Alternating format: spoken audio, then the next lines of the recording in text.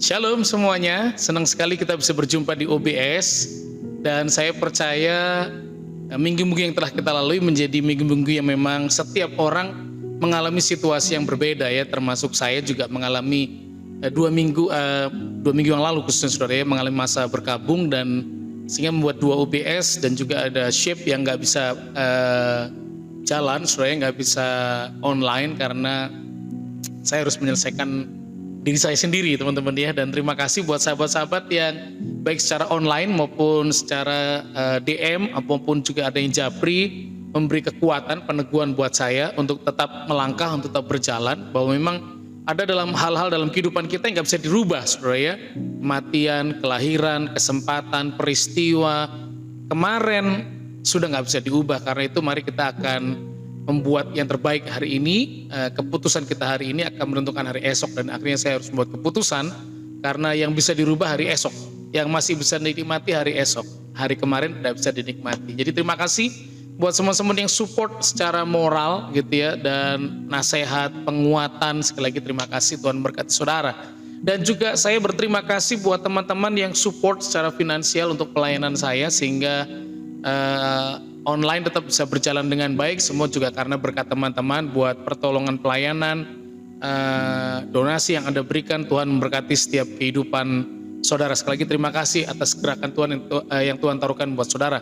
Dan malam hari ini kita melanjutkan pelajaran OBS kita saudara. Dan sebelum kita akan berdoa, Tuhan berkati urapi perkataan firman, pelajaran online Bible study malam hari ini, sehingga kami terima berkat Tuhan, dikuatkan, dipuaskan, kami mengerti, dan juga kami menjadi pelaku firman di tengah pandemi ini. Dan dalam nama Tuhan Yesus kami menyerahkan OBS malam ini. Haleluya, amin. Nah teman-teman dikasih Tuhan Yesus, sekali lagi OBS ini memang kita bicara tentang pelajaran ayat firman Tuhan saudara ya. Jadi kita mencoba menggali dalam bahasa hermeneutika namanya eksegesis. Kita mengeksegesis, mengeluarkan arti sebenarnya dari ayat-ayat itu, dari tulisan-tulisan firman Tuhan itu, dan kemudian tentu membuat eksposisi ya kepada masa kita sekarang, apa yang harus kita lakukan tentunya. Bukan hanya memang saya orang Pentakosta ya dan harus ngeroh gitu ya, tapi tidak hanya ngeroh, tentunya kita harus secara kognitif belajar firman Tuhan dengan baik. Dan terus terang saya di tengah pandemi ini memang jadi banyak mengikuti khotbah-khotbah sahabat-sahabat hamba Tuhan yang lain saudara ya, dan kadang sedih juga begitu ya mendengar orang khotbah di YouTube gitu ya, atau Instagram, atau pokoknya media sosial begitu ya, dan kemudian karena itu terekam saudara ya, menjadi jejak pelajaran, dan agak lucu gitu ya buat saya, atau agak mengenaskan kalau dalam bahasa yang berbeda, bagaimana pembicara tersebut atau pengajar tersebut berusaha mengangkat ayat tetapi tanpa melihat konteksnya gitu ya. Sementara kalau Anda belajar teologi atau belajar hermeneutika, Anda terikat dengan konsep-konsep penelitian hermeneutika. Mau Anda Katolik, mau Anda Pentakosta, Anda mau Reform atau Injili, maka waktu Anda mendekati ayat firman Tuhan memang ada sisi subjektif kita, tetapi ada keterikatan dengan hukum hermeneutika yang kita secara menyeluruh kita tidak akan lepas dari hukum hermeneutika. Walaupun kemudian sudut pandang pembicara, sudut pandang pengajar tentu akan mempengaruhi gitu ya bagaimana posisi teologi pemikirannya. Tapi saya cukup agak gimana ya gitu ya, agak merasa sayang sekali ya ketika ada pengajar-pengajar mengangkat ayat firman Tuhan tapi ditinggalkan begitu ya. Kalau mungkin khotbah mengambil arti, memberi makna baru, perlu berhati-hati gitu. Tapi ketika mencoba mengangkat ayat dan kemudian memprotret ayat itu dalam frame teologia, tapi ternyata lebih hancur, nah itu yang kemudian saya agak aduh gimana ya, apakah si hamba Tuhan ini sadar kalau dia salah gitu ya. Tapi sih kelihatan gak sadar saudara ya. Nah itulah kenapa saya coba memotret Alkitab berhati-hati saudara ya. Saya sekali lagi belajar sekolah teologia, tapi saya juga hamba Tuhan, saya Pentakosta. Tentu sudut pandang saya akan cenderung kepada Pentakosta, tapi tanpa meninggalkan hermeneutika atau cara mempotret atau membaca kitab sesuai dengan konteksnya. Sehingga kita kenal dalam tulisan-tulisan Paulus ada namanya teologi tugas saudara ya, bahwa yang muncul itu karena ada masalah-masalah sedang dihadapi oleh jemaat pada masa Paulus menuliskan. Itulah kenapa kita belajar kitab Efesus, saudara ya. Dan terima kasih juga ada beberapa teman yang sudah menyarankan untuk kitab yang lain kita gali gitu ya, secara ayat per ayat atau secara perikop pada perikop berikutnya ya.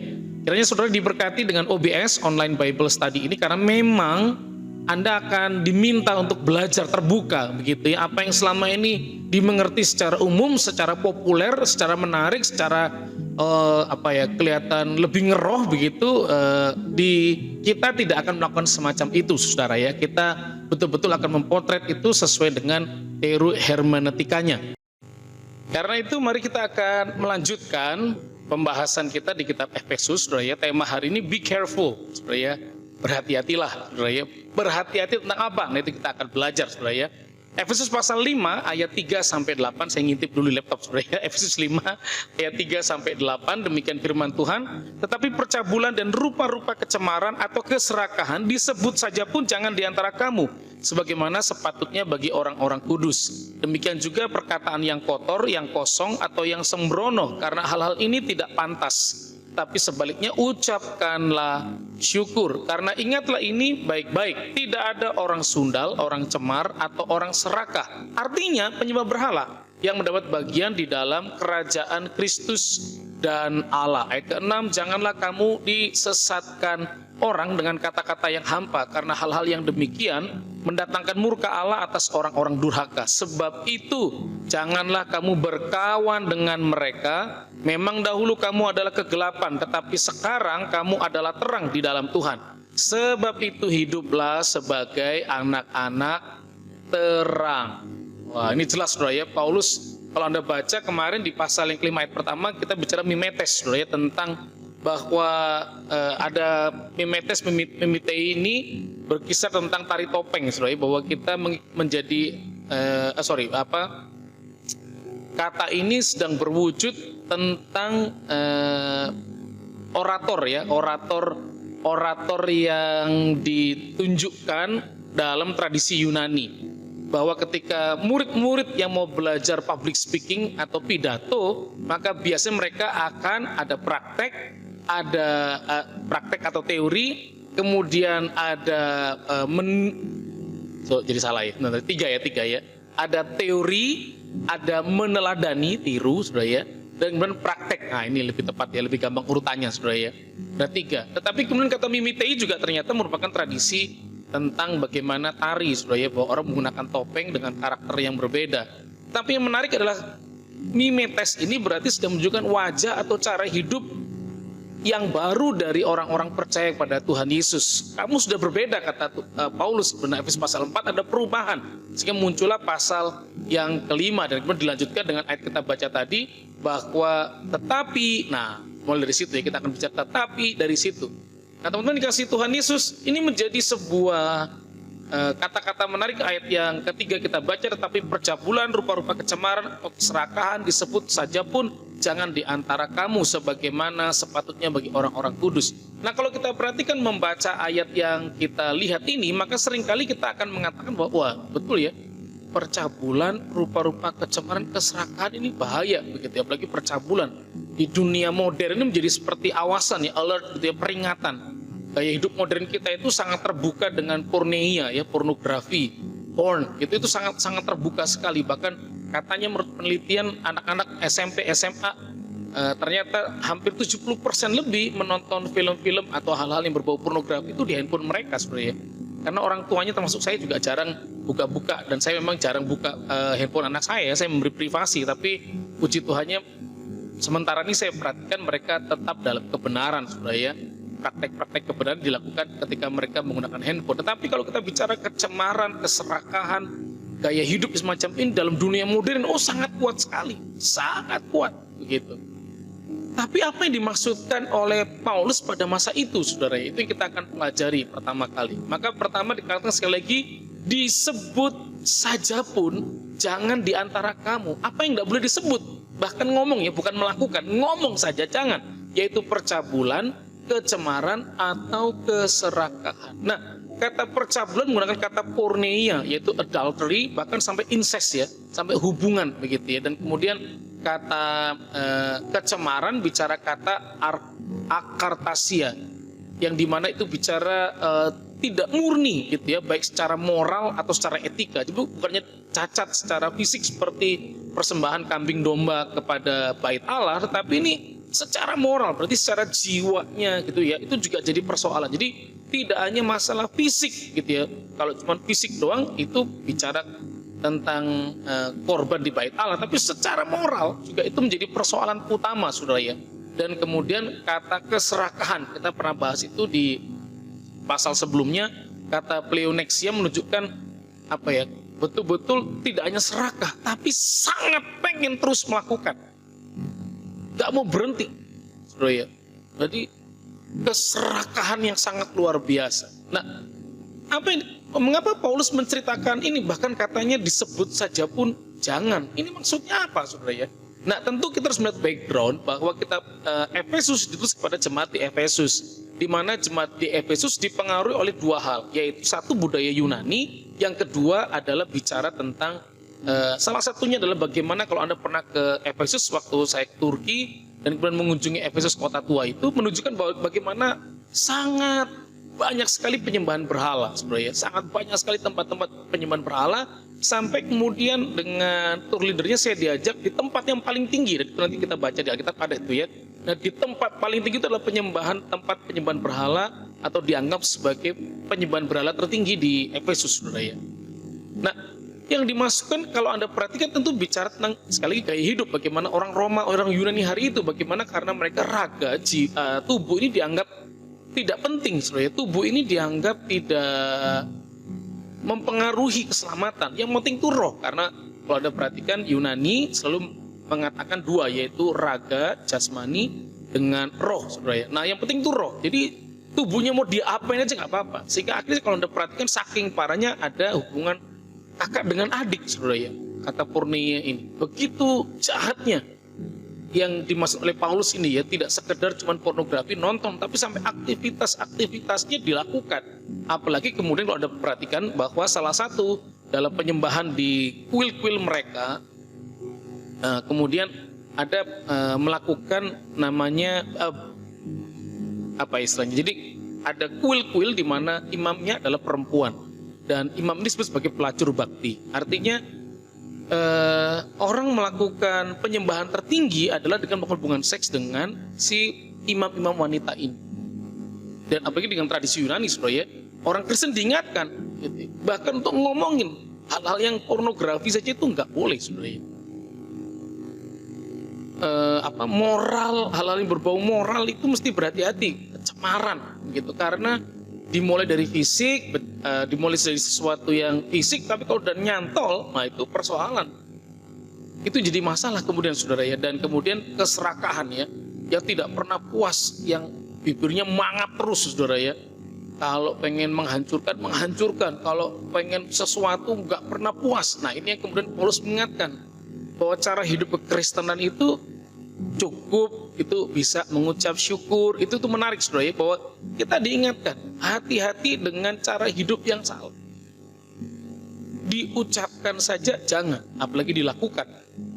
Nah, kalau zaman sekarang Anda perhatikan para pembicara sekuler, saudara ya, atau ada beberapa kepercayaan gitu ya, ya pembicaranya lebih suka untuk membicarakan atau nabrak-nabrak hal-hal yang berbau seksualitas, dan itu menarik, lucu, menyenangkan gitu ya. Tapi Paulus ngomong, itu pun jangan gitu ya. Itu pun jangan. Tidak boleh untuk kita mengatakan mempermainkan ya, saudara, atau hal-hal semacam itu, percabulan rupa, jangan.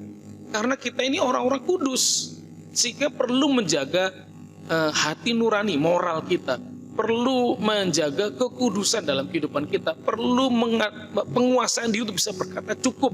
Dan tentu porneia ini menjadi persoalan, bagaimana kita harus belajar, dan semua kita, termasuk saya juga, kita perlu belajar untuk menjaga dengan baik seluruh kehidupan kita. Dan jelas dikatakan disebut saja pun jangan. Nah, apalagi kalau saya mengingat sebenarnya kalau orang bekerja gitu, siapa yang besok kita kalahkan, kita jatuhkan, dihabisi. Para pengusaha kadang-kadang ketemu sama pengusaha lain, nanya, perusahaanmu bisa saya beli berapa? Waduh, nggak ada kepuasan. Pengennya apa? Pengen bukan berarti nggak boleh beli perusahaan lain, bukan ya. Tetapi kemudian dengan tujuan untuk menghancurkan, menghabisi, tidak ada kepuasan. Nah ini yang bahaya saudara ya. Karena keserakahan itu katanya nggak ada barang apapun yang cukup dengan keserakahan. Nah sebagai orang percaya kata Paulus kita enggak, kita berbeda. Loh kalau saya punya mimpi boleh nggak Pak? Loh mimpi boleh saudara ya. Tapi sekali tujuannya seperti Paulus mengatakan karena hidup kita sudah berbeda, dibarui dalam roh dan pikiran kita, maka yang kita lakukan berbeda. Yang kita lakukan harusnya tidak seperti itu. Harus sesuai dengan kehendak Tuhan. Yang menarik berikutnya lagi adalah sebagai orang percaya yang sudah diubahkan, maka ada hal-hal yang tidak pantas untuk kita katakan. Apa itu perkataan yang kotor, yang kosong, atau yang sembrono. Nah ini menarik Bapak Ibu ya, ini menarik. Apa sih maksudnya yang kotor, yang kosong, yang sembrono, dan juga tentu bicara nanti kecemaran yang disambungkan dengan ayat sebelumnya, saudara ya.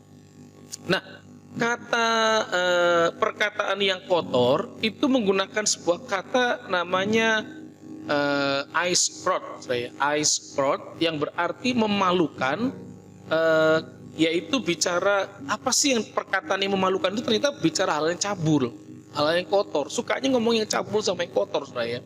Dan kemudian bicara kata yang konyol itu atau bicara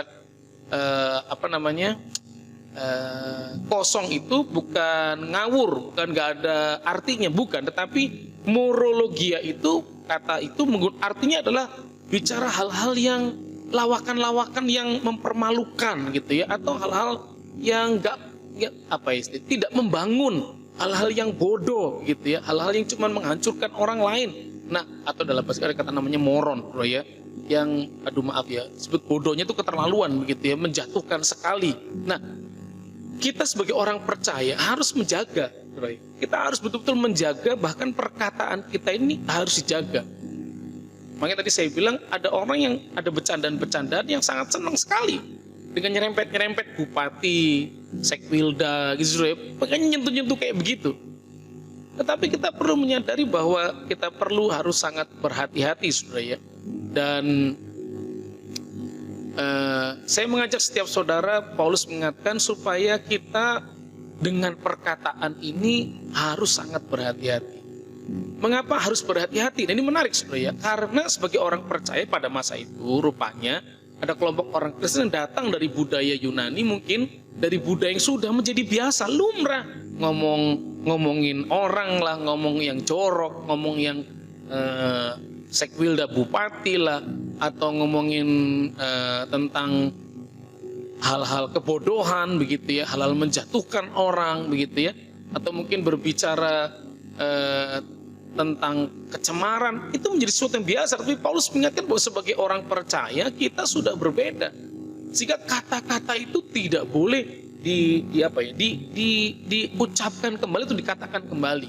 Mengapa kita tidak boleh lakukan, saudara? Karena mesti kita mengingat bahwa Anda dengan saya, walaupun pengajaran Yunani dan ada Gnostis hari itu yang mengajarkan tentang raga dengan roh itu berbeda.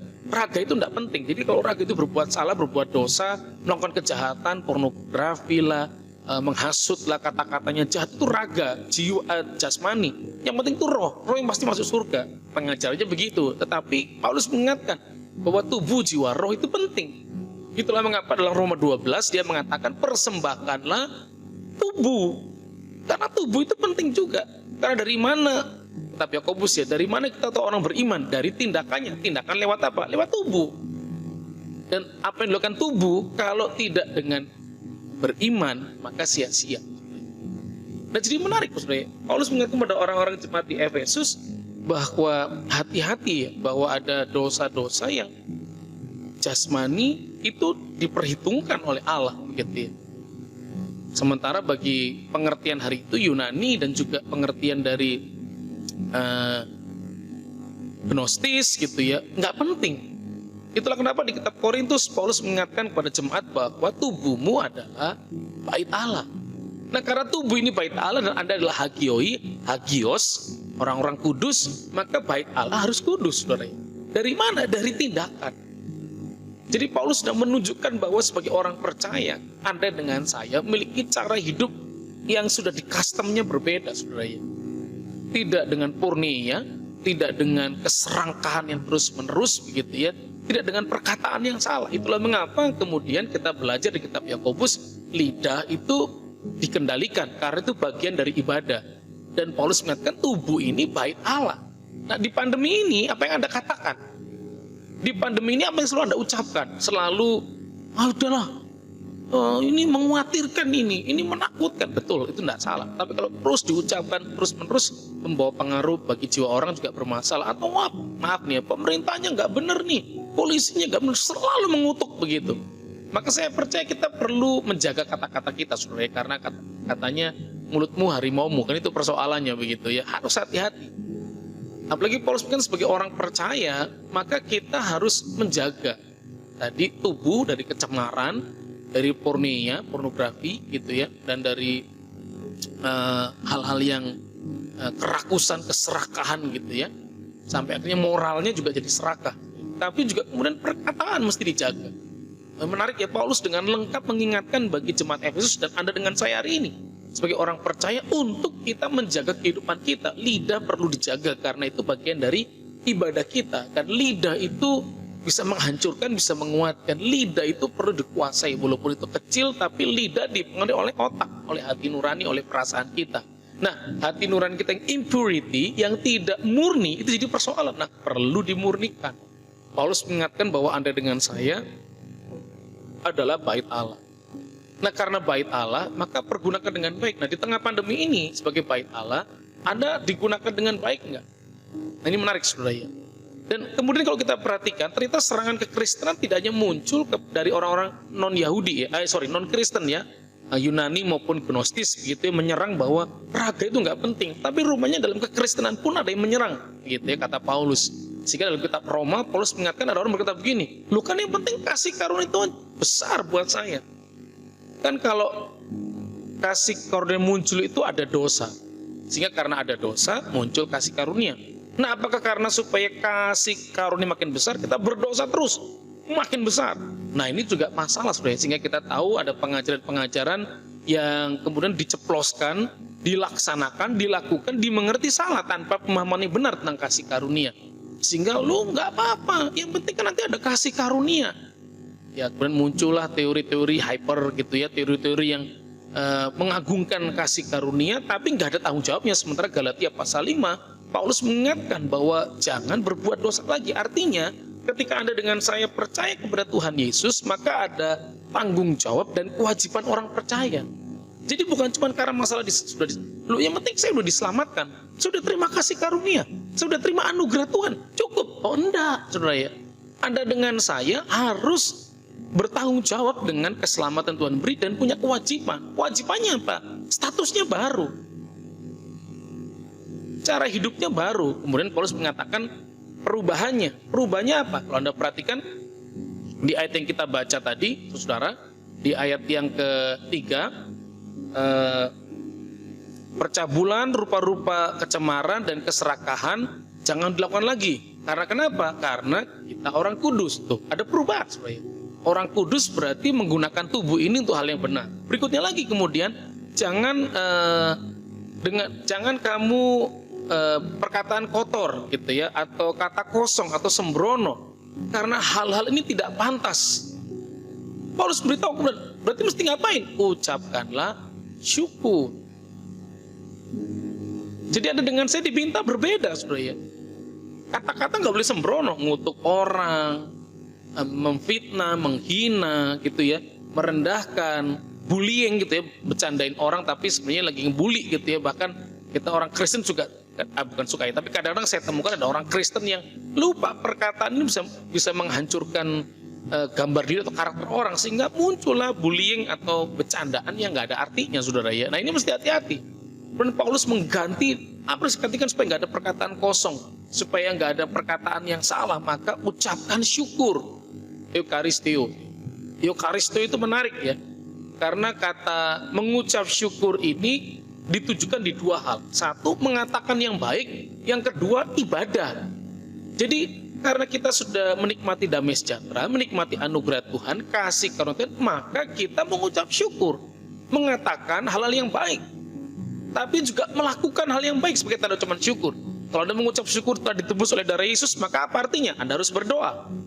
Kalau ada orang Kristen hari ini nggak berdoa, itu kebangetan dan nggak tahu diri, saudara ya. Oh, saya nggak berdoa, Pak. Tuhan udah jawab saya. Iya, tapi Anda punya kewajiban.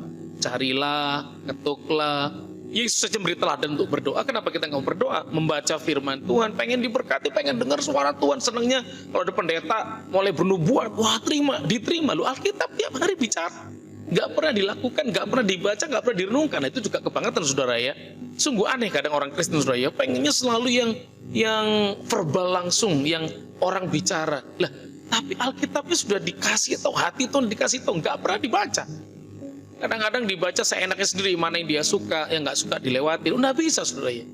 Sebagai tanda ucapan syukur kita, maka supaya perkataan kita benar, isilah pikiranmu dengan firman Allah.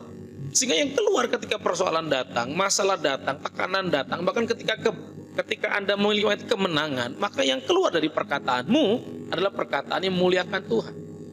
Dan Eukaristio juga berarti sebuah sikap ibadah kepada Tuhan atas pemberian yang Tuhan beri. Rasa syukur atas apa yang dia beri. Apa yang dia beri? Kesehatan. Apa yang dia beri? Organ tubuh yang baik. Apa yang dia beri? Udara yang segar. Apa yang dia beri? Teman, sahabat, pekerjaan. Maka kita melakukan sungguh-sungguh. Dan sebagai wujud ibadah kita kepada Tuhan, kita mengelola dengan baik apa yang Tuhan percayakan. Jadi kita mencari wajah Tuhan, mengasihi Tuhan, tapi sebagai rasa syukur dengan pemberian Tuhan, kita kelola dengan baik. Bagaimana mungkin Anda bisa mengucap syukur kepada Tuhan, tapi ngomongnya Tuhan baik, tapi kita tidak pernah menunjukkan kebaikan Tuhan dalam hidup kita. Melalui apa? Mengelola waktu, mengelola kesempatan, mengelola hari-hari kita. Nah, Bapak Ibu dikasihi Tuhan Yesus, saya mengajak setiap saudara hari ini, ayo kita Eukaristeo. Kita bersyukur, mengatakan hal yang baik tentang apa yang Tuhan sudah lakukan dan membangun ibadah kita sebagai tanda syukur kita.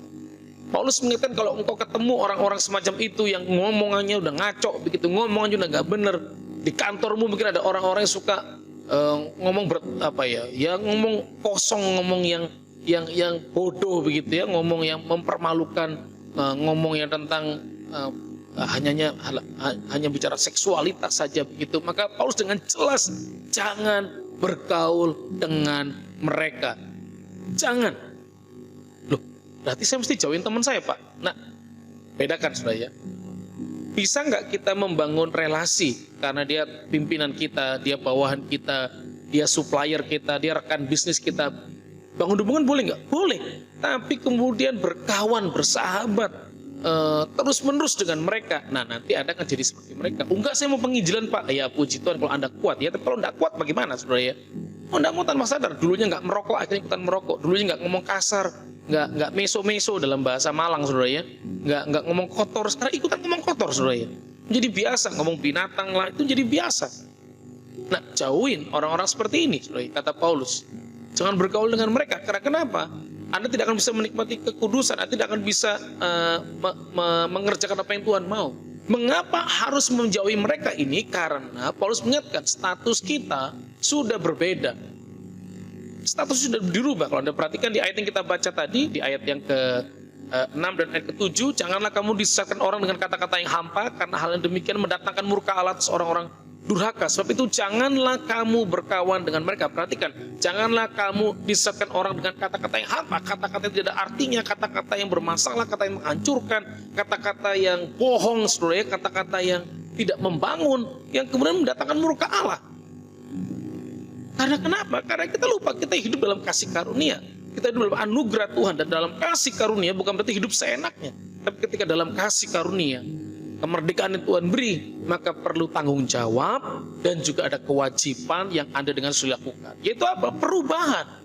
Sehingga ayat ke-8 Paulus mengatakan, memang dahulu kamu adalah kegelapan, tetapi sekarang kamu adalah terang di dalam Tuhan. Oh, jelas sekali saudara ya.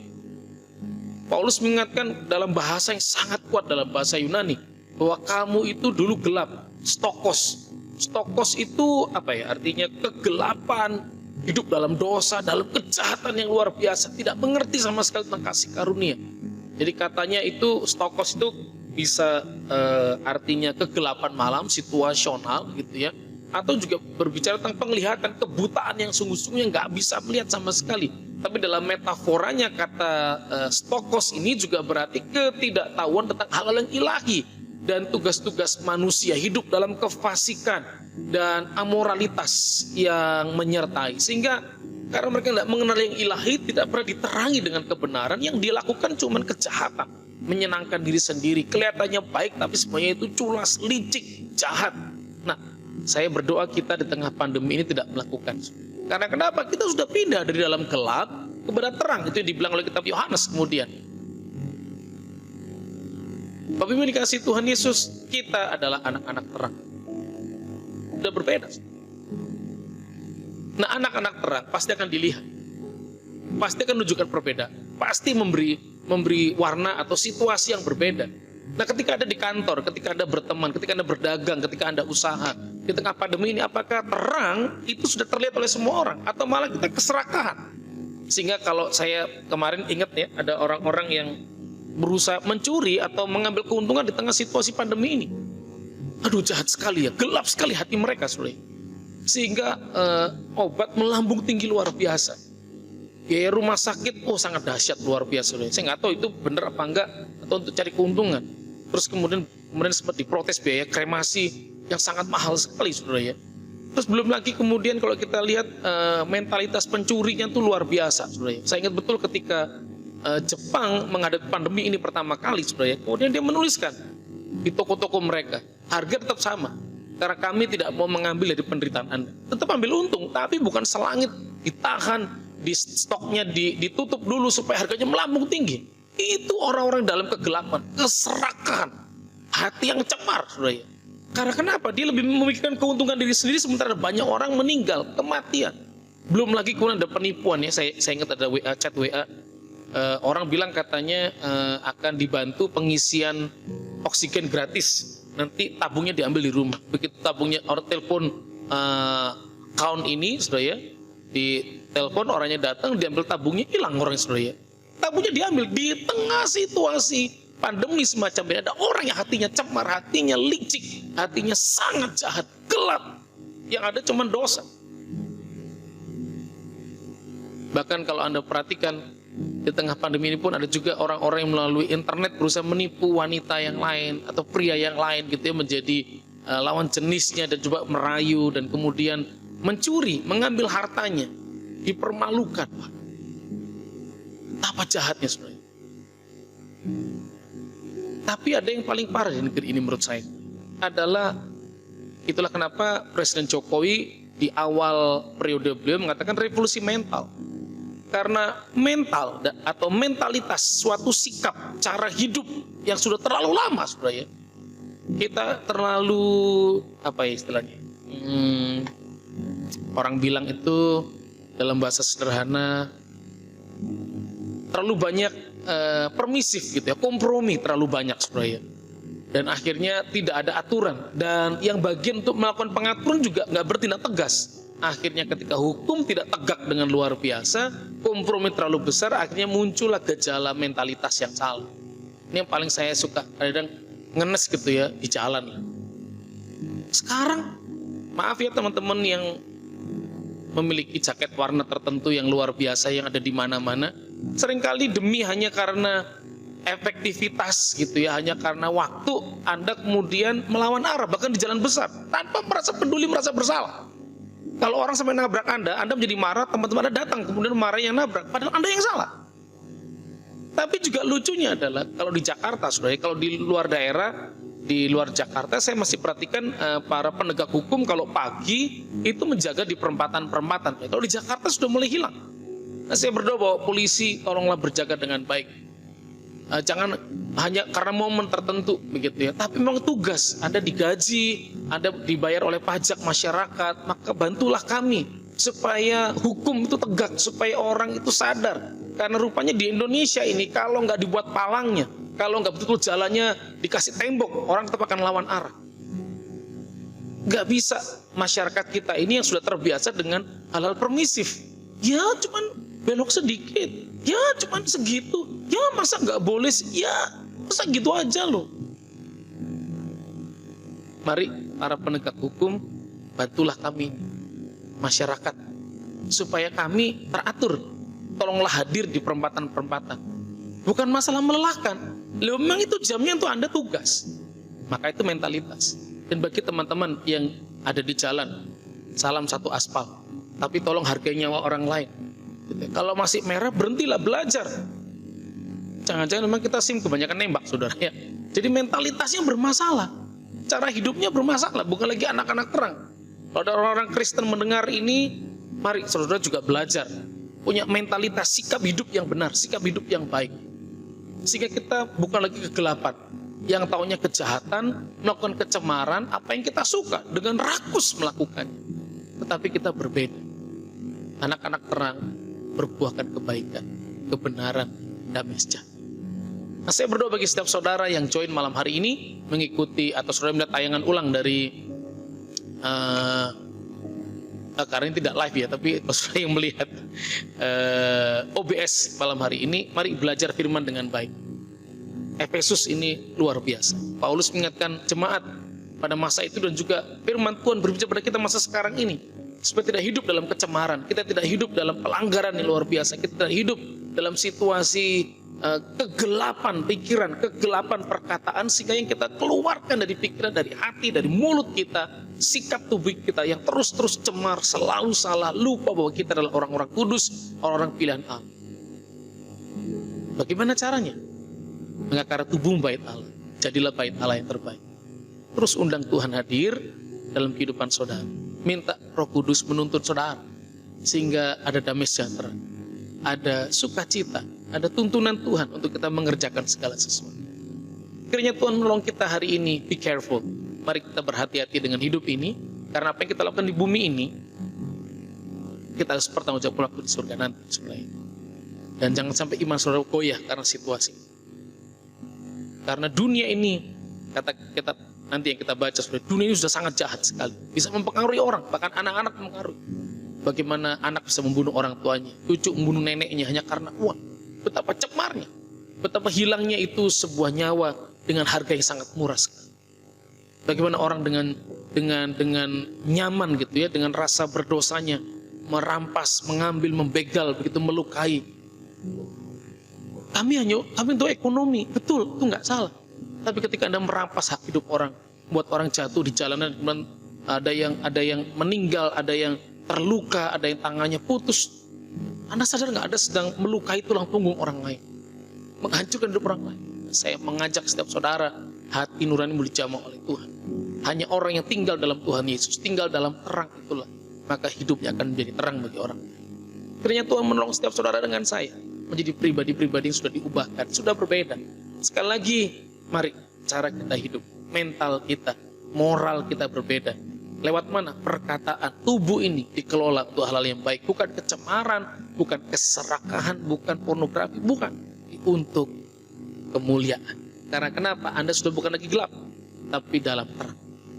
Kiranya Tuhan berkati saudara, dan OBS memberikan pemahaman yang benar tentang firman Tuhan kepada saudara. Dan saya sungguh-sungguh belajar saudara ya, supaya Anda mungkin akan dengar khotbah-khotbah dari hamba Tuhan yang lain, dan ada hamba Tuhan yang saya tahu bagus, teologinya bagus, pengajarannya bagus. Mari belajar dari mereka, penuhi dengan kebenaran. Tapi kalau ada hamba Tuhan yang cuma comot ayat, tidak diteliti dengan baik, kemudian lempar granat di tempat lain, ngomong yang berbeda lagi, kadang saya sedih saudara ya. Dan yang nonton kiranya Tuhan akan menemukakan gitu ya. Saya tetap percaya firman Tuhan tidak pernah gagal. Ketika Anda mengatakan Yesus adalah Allah, Yesus Tuhan Juru Selamat, Yesus penuh kuasa, iya itu betul, sangat betul sekali. Tapi ketika ayat diperkosa, ketika ayat diartikan dengan cara sendiri tanpa melihat konteksnya, nah itu yang kadang kesian. Jemaatnya percaya saja begitu. Tapi saya berdoa teman-teman, sahabat yang join terus di OBS, Anda bertumbuh dalam firman, bertumbuh dalam Tuhan. Dan kiranya Tuhan Yesus menguatkan saudara di tengah pandemi ini. Anak-anak terang, tindakan kemurahan hati, bukan keserakahan. Tindakannya, tindakan penuh kasih dan kepedulian, bukan kecemaran. Perkataan kita, perkataan yang membangun, perkataan yang menguatkan. Tulisan-tulisan kita, tulisan yang membangkitkan iman dan inspirasi, bukan tulisan yang menjatuhkan, bukan membuat orang kemudian terluka, membuat orang tidak lagi percaya Tuhan, tetapi hidup Anda dengan saya akan semakin mengasihi.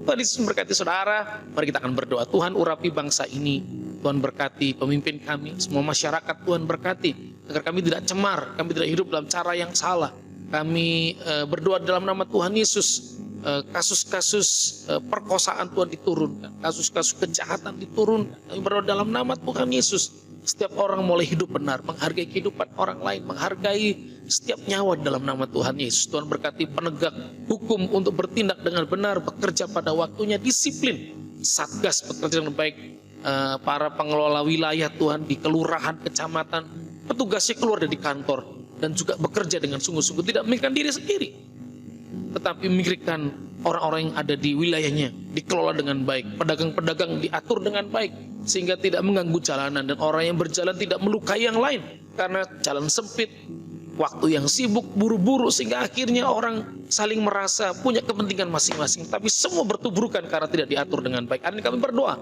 Tuhan berikan kami para pemimpin dari mulai yang paling rendah Tuhan Yesus, di RT, RW, lurah, camat, bupati, wali kota, gubernur, para menteri Tuhan, anggota kabinet ya Bapak, sampai presiden kami mengucap syukur punya presiden yang luar biasa ya Bapak, wakil presiden yang luar biasa. Berdoa buat anggota-anggota DPR Tuhan, hati mereka tidak cemar, hati mereka tulus. Para pemimpin, para pemegang kekuasaan, para stockholder Tuhan, mereka orang-orang yang hatinya tidak cemar, sehingga punya tugas yang suka. Kami rindu, hamba juga rindu Tuhan, melihat Indonesia jadi bangsa yang tertib, bangsa yang diberkati, bangsa yang dihargai karena kebenarannya ya Bapak. Dan biar protokol kesehatan juga berjalan dengan baik. Semua orang tidak hanya mencari keuntungan diri sendiri, tapi memikirkan kehidupan orang lain juga. Terima kasih buat Indonesia, berkati OBS malam hari ini. Setiap sahabat-sahabat yang sudah melihat OBS, belajar, biar diberkati, dikuatkan dalam pekerjaan, dalam usaha, dalam dagang mereka, hubungan mereka dengan keluarga, dengan pelayanan, dengan masyarakat. Mereka menjadi terang, bukan lagi dalam kegelapan, tapi dalam terang. Terima kasih Tuhan Yesus, berkati setiap kami yang mengucap syukur buat OBS. Haleluya. Dan juga hamba berdoa Tuhan, buat teman-teman yang support secara donasi, Tuhan juga berkati pelayanan mereka, berkati usaha mereka, apa yang mereka tabur, Tuhan urapi, berkati, berlipat kali ganda. Dalam nama Tuhan Yesus kami mengucap syukur. Amin. Tuhan berkati saudara semuanya, tetap kuat, tetap bersemangat, dan tetap mengasihi Tuhan, menjadi anak. Shalom.